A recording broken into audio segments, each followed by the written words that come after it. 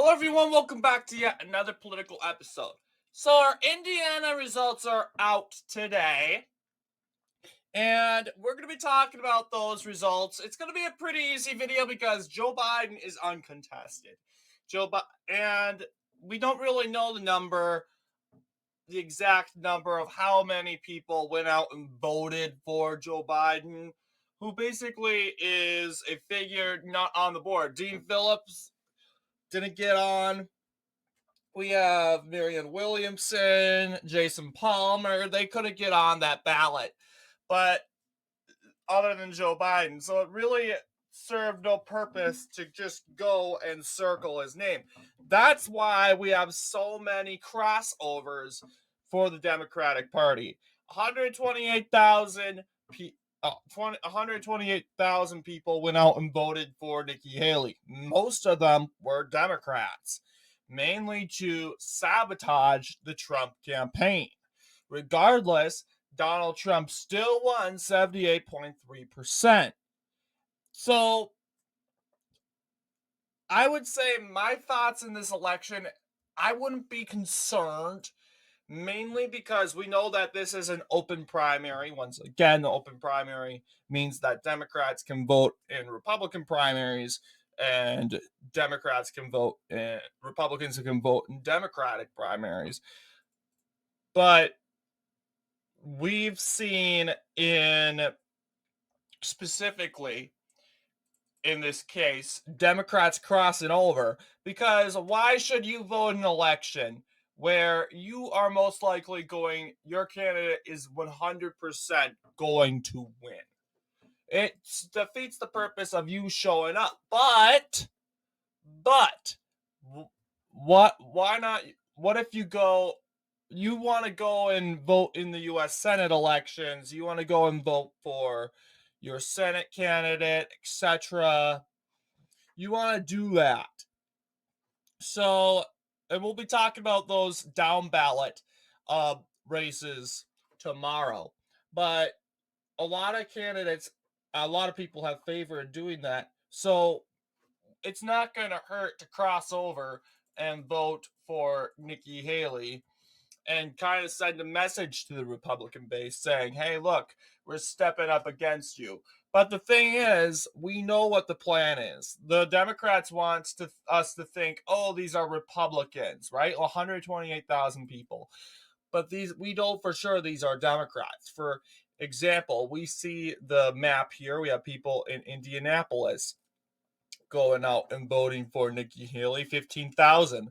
We have people along in Hamilton County and Boone County, and even in Tippecanoe County. These counties tend to be more conservative. However, they do have Democrats, and mainly because they do have good population. I'm guessing other than Tippecanoe County. Oh, Tippecanoe County did go vote for Biden in 2020. So that's something to remember. They do have some sort of Democrat sort of influence over there. I think Hamilton County is somewhat more liberal. It's not technically a Republican stronghold, but it's kind of interesting how you see the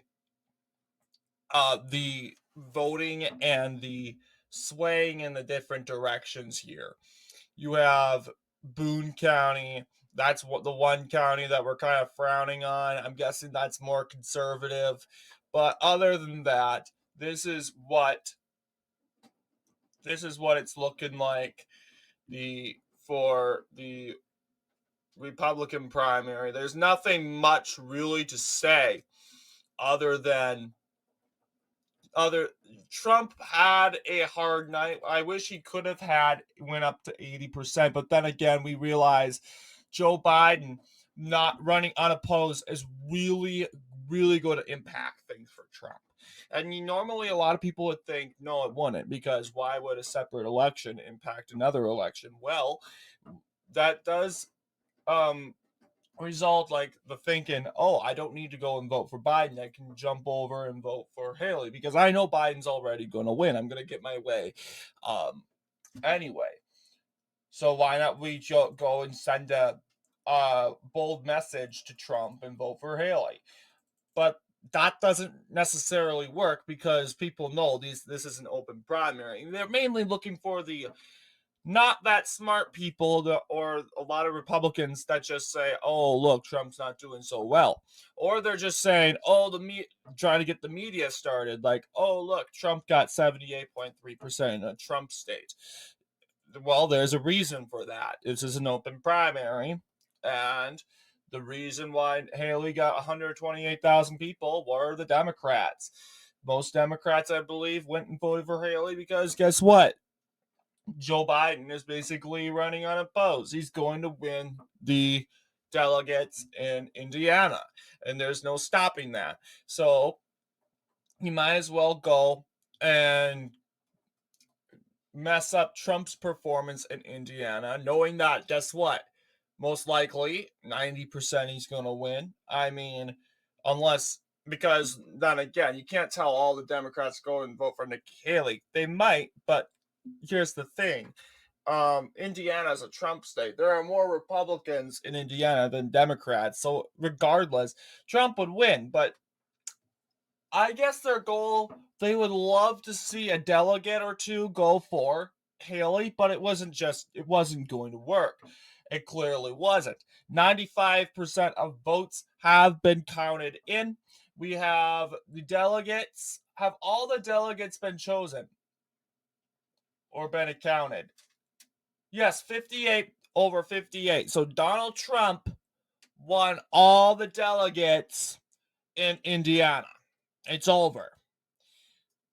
Same thing for Indiana. Technically, that understandably, there have been not much people voting for Joe Biden. I don't know if he picked up some counties. He might have lost some. But then again, it doesn't really matter because you're uncontested. There's a big reason why the counties and the votes, they don't matter because it's basically saying you're getting a freebie. You're going to get the caucus or the primary, win the primary delegations regardless. Who cares if who votes? It does show how much people are eager to vote for you in a general. And that's good info to have. But not many people really care. And to be honest, it doesn't really matter. I personally think it would be nice to have those that information to see look, a lot of people voted for me in the primary where I was unopposed. Well, this I can therefore these people could possibly vote for me in the general. That's something, and to know where those voters came from is handy. Handy also, but then again, not many of them voted. So it does really affect the outcome of that said race. So, what do you guys think? I know this video wasn't that really long. There's not really much to talk about in Indiana. But what are your thoughts? Anyway, I want to thank you all for watching. I'll see you all in the next political episode.